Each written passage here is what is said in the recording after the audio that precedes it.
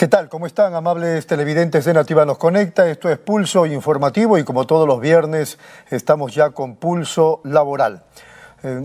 Quiero, antes de continuar y además presentando a Lucho Villanueva, quiero contarles a ustedes una información así calentita, digamos, del Congreso de la República. Hace segundos el Pleno acaba de votar y no ha alcanzado los votos para declarar la formación de causa penal contra la congresista María Cordero Jontay, la amiga, no voy a decir íntima, sino la amiga personal del dictador Alberto Fujimori, que ustedes saben está inmersa en escándalos en el Parlamento Nacional a propósito de ser una de las tantas mochasueldos. Incluso se han soltado algunos audios donde ella aparece o se le escucha diciéndole a su trabajador o trabajadora, vamos al cajero para que le dé un porcentaje de su remuneración el trabajador a la parlamentaria. Bueno, entonces repito, el Pleno no ha alcanzado los votos para declarar la formación de causa penal contra esta parlamentaria María Cordero Jontay y ahora se va a votar para ver si se la inhabilita o no. Me imagino que en estos momentos están ya con el asunto de la votación. Pero hace ratito Pedro Martínez, congresista de Acción Popular, uno de los sinvergüenzas muy reconocidos en el Parlamento, dijo algo que de algún modo tiene razón. Él sale a nombre de Acción Popular a defender a la señora María Cordero Jontay y dice algo que es cierto, defendiéndola, ¿no? Dice: ¿cuántos mochasueldos hay aquí en el Congreso? ¿Y cuántos han sido sancionados? Ninguno. ¿Cuántos congresistas hemos cometido errores que motivarían sanción? ¿Y cuántos han sido sancionados? Ninguno. ¿Y por qué queremos sancionar entonces a María Cordero Jontay? Bien, ahora sí, vamos con Lucho Villanueva, secretario general de la Federación de Trabajadores en Construcción Civil del Perú. Lucho, ¿qué tal? ¿Cómo está? Tenga usted muy buenos días. Muy buenos días y muy agradecido por esta oportunidad para poder comentar sobre los temas de actualidad y asimismo del gremio de la construcción. Claro, Lucho. En principio quería una impresión suya sobre el pliego nacional de reclamos que el 4 de abril van a presentar ustedes. Sí, acabamos de hacer nuestra cuarta Asamblea Nacional de Delegados, donde han asistido más de 238 delegados dirigentes de todo el país y donde después de hacer un análisis de la coyuntura política, la situación económica y social del país, hemos aprobado el proyecto de convención colectiva por rama de actividad que este año presentamos a los empleadores agrupados en la Cámara Peruana de la Construcción a través del Ministerio de Trabajo. Una asamblea muy ardua, donde hubo mucha discusión, sobre todo para analizar la coyuntura que atraviesa el país por los problemas del Ejecutivo y asimismo de este Congreso que cada día sigue cometiendo tropelías y cosas que empeoran la situación caótica que atravesamos los peruanos. Si podríamos, digamos, mencionar uno o dos temas que han sido los más importantes y que se van a presentar el 4 de abril, por favor. Mire, lo primero que hemos escuchado, que es un clamor de las bases, es el impacto que tiene pues la recesión económica y la pérdida de puestos de trabajo a nivel nacional. Y asimismo la carestía de la canasta básica familiar para ser cubierta por los trabajadores para sostener a sus familias. Y eso nos pone, vamos a decir, en una situación difícil al gremio y a los trabajadores, porque hay una crisis económica donde el sector de la construcción ha caído durante todo el año 2023 y sigue cayendo, y esto provoca pues situaciones muy difíciles para demandar un aumento considerable y razonable, pero esa es la realidad y tenemos que hacerlo porque los salarios de los trabajadores ha perdido su valor adquisitivo y por lo tanto un aumento es razonable exigir al sector empresarial. El otro punto que se ha analizado es la situación de la criminalidad, la inseguridad ciudadana, porque afecta directamente a los trabajadores de la construcción porque hay más inseguridad en las obras, ¿no? Entonces es un tema que lo hemos debatido, pero también eso ha sido trasladado a la cartera del Interior para que se tomen las medidas adecuadas, ¿no? Y bueno, hay otros temas como por ejemplo la capacitación de los trabajadores, que esta capacitación es necesaria, se necesita, pero estamos planteando que se debe hacer en las obras, porque ahí es donde hay no solamente mejores condiciones, sino también más facilidades para que los trabajadores puedan asistir a esa capacitación que tiene que ser masiva para mejorar la calidad de mano de obra de los trabajadores. Muy bien, lo escuchaba usted hablando de la situación económica que todos vivimos en carne propia en el país, esto de la recesión, las bajas remuneraciones o sencillamente remuneraciones que ya no alcanzan para parar la olla prácticamente. Y entonces yo quería plantearle el siguiente tema. Usted no es un especialista en salud, ni yo tampoco, pero es un ciudadano de a pie, como quien habla, como los televidentes.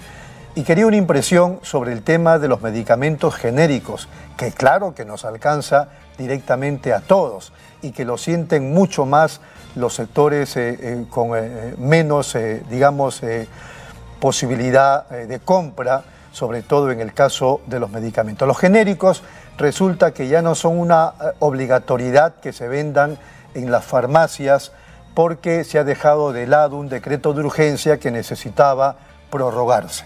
Se ha comprobado ayer mismo y en las redes sociales se ha publicado incluso algunos videos en el sentido de que las farmacias ya no están vendiendo estos medicamentos genéricos, por lo cual la gente cuando va a las farmacias tiene que pagar ingentes sumas de dinero para poder mejorar su salud o la de los familiares o salvarles incluso la vida. ¿Qué impresión tiene usted de este contexto que ahora está en la boca de todos los medios y de la gente, los ciudadanos? Bueno, es lamentable lo que viene pasando en nuestro país porque se descuidan sectores esenciales, como en este caso la salud de los más pobres.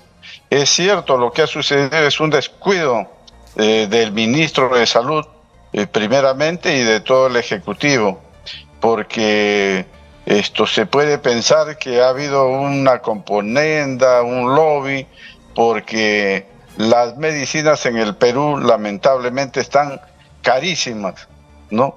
No solamente estamos comparando con India, que es un gran productor de medicinas, sino aquí nomás a nivel regional. Las medicinas más caras están aquí en el Perú y se venden pues elevadísimos costos, ¿no? Entonces ahí lo que tiene que hacer inmediatamente es el Ejecutivo es subsanar lo que ha sucedido y no solamente poner la relación de los 40 medicamentos genéricos, sino creo yo debe ampliarse mucho más. Y además de ello, lo que tiene que hacer es abastecer las farmacias de todos los establecimientos públicos, hospitales, postas médicas, ¿no? Ese es un buen tema, Lucho, porque efectivamente la norma exigía al sector privado que tenga el stock de medicamentos genéricos, pero no pasa lo mismo, como usted lo acaba de decir, con las farmacias de los hospitales, de las entidades de salud públicas, ¿no? Entonces eso no se entiende. Y eso es algo que tiene que subsanarse de algún modo. El primer obligado es el Estado. Todos los establecimientos públicos del Estado, cualquiera fuere su tamaño, tiene que haber las medicinas pues genéricas, porque cuando uno va a los hospitales, va a las postas médicas, te receta el médico, vas a la farmacia y no hay la medicina. Entonces uno va a la farmacia particular y ahí es donde los farmacéuticos, a pesar que está prohibido, Tú vas, le preguntas por un genérico, dicen, no hay, pero te sugerimos tal medicina, ¿no? Te sugerimos tal por el costo que ya sabemos. La principal responsabilidad es del Estado, de la salud pública. Eso es lo que debemos señalar claramente. Totalmente de acuerdo. Para concluir, Lucho, ¿cómo está la situación de los trabajadores de construcción civil respecto de su acceso a la salud en la seguridad social? Difícil, ya lo hemos venido denunciando desde hace muchísimos años. Los trabajadores de la construcción nos sentimos discriminados de nuestro acceso al derecho a la salud en e-salud, porque el trabajador labora en promedio en una obra 3, 4 meses y como requisito para acceder a la atención en e-salud se requiere del aporte de 3 meses consecutivos o 4 alternos en los últimos 6 meses. De tal manera que cuando cumplimos con el requisito, ya estamos perdiendo el empleo y por lo tanto estamos perdiendo la atención en e-salud. Pero lo que es más grave, como el trabajador ya estuvo en planilla 1, 2, 3, 4 semanas, ya también se le anula su acceso a atenderse a través del SIS. Entonces queda en total desamparo. Por eso es que estamos gestionando ante el Congreso de la República una modificación de la Ley de Modernización de la Seguridad Social para pedir que se rebaje ese requisito. La Comisión de Trabajo y de Economía del Congreso lamentablemente ha recibido informes desfavorables de parte de Salud, de parte del Ministerio de Trabajo, de parte de FONAFE y del Ministerio de Economía, bajo un sustento que dicen que no se puede atender este pedido de los trabajadores de la construcción porque se va a desfinanciar e-salud. Eso es una mentira. e-salud está desfinanciado. Lucho, ¿me escucha? No por atender al trabajador, pero por los malos manejos. Correcto. Salud. Aló. Lucho, lo hemos perdido. Queríamos aprovechar la última parte de la entrevista con Lucho Villanueva para pedirle un comentario, una opinión sobre este blindaje que acaba de ocurrir hace segundos nada más en el Congreso de la República en favor de la congresista fujimorista María Cordero Jontay, como decía la amiga muy personal del ingeniero Alberto Fujimori. Vamos a la pausa y luego regresamos tras la conversación que tuvimos con Lucho Villanueva, secretario general de la Federación de Trabajadores en Construcción Civil del Perú. Volvemos.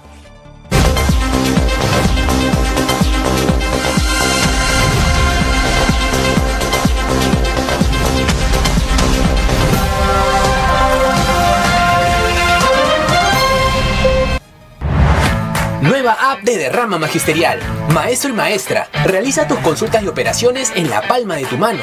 Con el nuevo app Derrama Magisterial podrás realizar tus operaciones en todo momento y desde cualquier lugar. Solicita un crédito, consulta el estado de tu cuenta individual, accede al estado de tus créditos, actualiza tus datos, accede al servicio de asesoría legal gratuita. Ubica nuestras oficinas a nivel nacional. Descárgalo hoy mismo en tu Play Store. Derrama Magisterial, seguridad social para el maestro. Bienvenidos a mi lugar favorito. Les quiero contar por qué siempre vengo a Plaza Hogar. Aquí encuentras de todo. Y si un mueble me gusta, lo personalizan a mi antojo. Elijo el color, la tela, todo a medida. Y también puedo traer y reparar todos mis muebles. Además, el servicio de despacho funciona perfecto y a un precio accesible. Y por si fuera poco, siempre encuentro estacionamiento. Somos Plaza Hogar.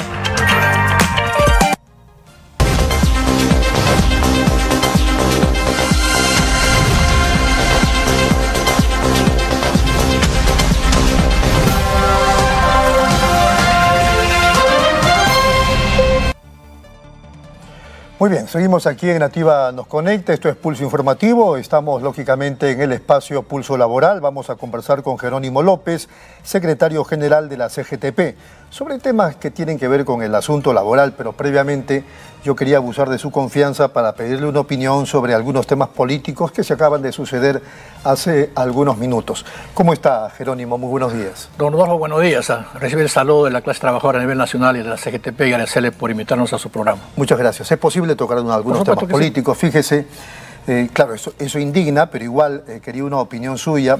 El Congreso requería 51 votos para levantarle la inmunidad a la congresista fujimorista María Cordero Jontay a propósito del escándalo de los muchasueldos. Ella es una de aquellas, ¿verdad? Pero la acaban de blindar. No han logrado la mayoría en el Parlamento para levantarle la inmunidad y la han blindado. Ahora, yo decía hace minutos, el congresista Martínez de Acción Popular, defendiéndola, porque hubo un pequeño debate, decía, con mucha razón, ¿cuántos mochasueldos hay aquí en el Congreso? ¿A cuántos hemos sancionado? A ninguno. ¿Cuántos hemos cometido errores? Decía él. ¿Cuántos? ¿Y a cuántos se ha sancionado por eso? A ninguno. Y entonces, ¿por qué queremos sancionarla a María Cordero Jontay? Bueno, ¿qué le parece este blindaje? Bueno, es que la mayoría congresal de los partidos políticos de derecha, que son quienes finalmente imponen políticas regresivas y antidemocráticas. Y justamente son entre ellos que se blindan, porque bien cierto, como usted lo dice, hay cuántos congresistas han mochado los sueldos a sus trabajadores. ¿Cuántos congresistas están malgastando, por ejemplo, cuando le dan para las sesiones descentralizadas y no lo hacen, y sin embargo no pasa nada? Entonces es una política que en la práctica ellos se protegen entre ellos. Claro. Pero no olvidemos también de que ellos saben muy bien de que hay un rechazo de la población, en gran mayoría. Y por según, lo tanto, según las empresas encuestadoras. Así es, según las empresas es la gran mayoría. Entonces ellos tienen claro las cosas, de que lo ven muy pocas posibilidades de ganar las elecciones en el 2026 o en el 2025 o 2024. Entonces, ¿cuál es su plan de ellos que han diseñado? Es topar las instituciones autónomas para controlar, por supuesto, y es el tema del jurado electoral. Si no vamos a tener éxito del apoyo del pueblo, entonces vamos a manipular las elecciones a través del jurado electoral. Por eso la bicameralidad tal y cómo se ha aprobado va a permitir el regreso de algunos o varios de ellos al Parlamento. Exactamente, porque no respetan el sentimiento o el voto popular que dijo no a la bicameralidad y no a la reelección. 2018. Entonces ahora justifican y pretenden pues tomar y controlar la Junta Nacional de Justicia. Ahora, ¿por qué pasa todo esto, ¿no? Ya que estamos entrando a este terreno? Yo pienso que pasa todo esto, aunque usted dice claro, pero ellos saben que no tienen legitimidad. Los sondeos, los resultados de las empresas encuestadoras así lo establecen. La gente no los quiere. Pero parece ser que se sienten, por lo menos desde mi impresión, empoderados con el aval de la población que no dice nada, no sale a la calle, no protesta, no reclama. ¿Qué diría usted? Es que hay un gran problema ahí. Evidentemente ellos se sienten empoderados. ¿Por qué? Porque no hay una reacción del pueblo de acuerdo a las encuestas, ¿no? Porque si hay una encuesta que el 96% rechaza, imagínense todo el pueblo en las calles. Pero también hay que ver que el pueblo en este tiempo de recesión económica, donde hay una crisis política, social, el pueblo trabaja al día para llevar el pan a sus hogares. Entonces, si pierde un día, no come su familia. Entonces, ellos tienen la ventaja, pero el pueblo es consciente de lo que está pasando. Es consciente de lo que está pasando. Y eso se va a demostrar evidentemente en el momento que se tenga que definir en las votaciones, en las próximas elecciones, ¿no? Pero yo creo que ahí, indudablemente, ahí falta también concientizar a la población, hacer una campaña de concientización, y creo que eso es muy importante, ¿no? ¿Tiene usted alguna impresión sobre esto de los medicamentos genéricos, que ahora ya no son una obligación cuando el ciudadano, hombre, mujer, familiar, paciente, va a la farmacia a comprarlo? Ahí creo que, mira, ahí vemos justamente una alianza gubernamental con la mayoría parlamentaria del Congreso. ¿Sí le parece? Sí. Como una suerte de confabulación. Así es, la confabulación. Donde, por supuesto, tienen que estar los laboratorios o las cadenas de farmacias. Que responden a los intereses de monopolios, que son las grandes farmacias de poder económico. Porque a ellos no les conviene que se extienda la venta de los medicamentos genéricos, y al final de cuentas lo que va a pagar ese pato son los más pobres del país, que no pueden comprar un medicamento de marca. Entonces creo ahí que hay una confabulación. Pero nosotros vamos a una posición firme. Nosotros sí creemos que tiene el gobierno la tarea de implementar la extensión de la venta de los medicamentos genéricos en todas las farmacias, inclusive en las farmacias de los hospitales. ¿Por qué yo no pudiera comprar una receta médica que me atiende un médico particular a la farmacia del hospital? Yo puedo ir a comprar, claro, pero sin embargo no se da eso. No se da, porque yo creo, en todo caso, en la mañana he leído ahí una noticia, porque ayer nosotros sacamos un procedimiento con varias organizaciones y entiendo que el ministro de Salud ha dado marcha atrás y parece que van a extender. Dice que hoy va a presentar... Sí, pero no extender simplemente 5 medicamentos genéricos, sino ampliarlo. Porque es justo y necesario en esta situación que atraviesa el país. Y que haga lo necesario porque las farmacias públicas también se vendan productos genéricos. Sino con qué autoridad moral les exigimos a los privados. Así es. Muy bien, vamos a lo nuestro. El acuerdo de la Cuarta Asamblea Nacional de Delegados de la CGTP que se realizó el 9 de marzo, digamos, ¿qué conclusiones tuvo? Bueno, efectivamente, el 9 de marzo se llevó a cabo nuestra cuarta asamblea de delegados de todo el país. Asistieron cerca de 460 delegados, donde se dio un amplio informe de la situación política internacional. Vemos la crisis que vemos con la guerra entre Israel y Palestina, el tema de Ucrania con Rusia, que ha generado un efecto hacia los países más pobres del mundo, ¿no?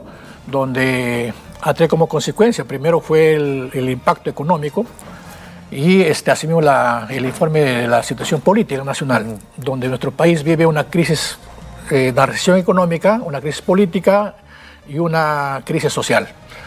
Y esa crisis económica, evidentemente, lo pagamos los más pobres del país, porque el sueldo mínimo de 1.025 soles no alcanza. Igualmente las pensiones que ganan los compañeros jubilados, 300, 400 soles no alcanza. Entonces, ¿cómo pueden estar sobreestiendo con ese mísero sueldo, esa misma pensión? Asimismo, sobre lo que significa la inseguridad ciudadana, que es una preocupación también de los trabajadores, porque en realidad yo ya no veo televisión en los noticieros, porque todo a partir de las 5 de la mañana todo es sicariato, asesinos, etcétera, muertes. La verdad que no, ya estoy traumado. Pero también se ha visto el tema, lo que significa la generación de empleo. ¿Cómo reactivar la industria? Somos un país que no tenemos industrias. Y si no hay industria, no hay trabajo, no hay obreros.